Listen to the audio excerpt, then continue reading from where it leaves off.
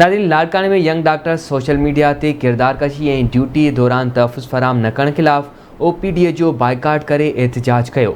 उन मौके ते डॉक्टरनि आवाज़ टीवी जे रिपोर्टर इशफाक अली सांडाणो सां कहिड़ा वीचार वंडिया, अचो त ॾिसूं।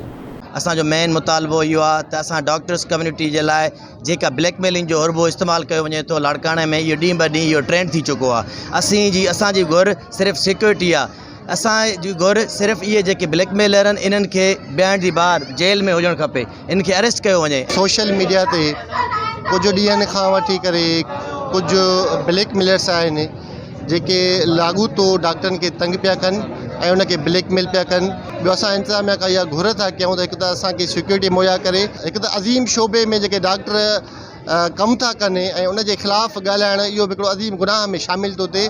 जेकॾहिं उनजे ख़िलाफ़ु एक्शन न खयो वियो त शायदि असां हिन जेको एहतजाज जो दाइरो 2 कलाक टोकन स्ट्राइक आहे, इनखे शायदि असां वसी करे अॻिते वधूं, पर पोइ बि असां मरीज़नि खे सहूलियतूं ॾींदे इमरजेंसी का बि ब्लॉक कोन कंदासीं। असां मसइलो सिक्योरिटी जो मसइलो आहे।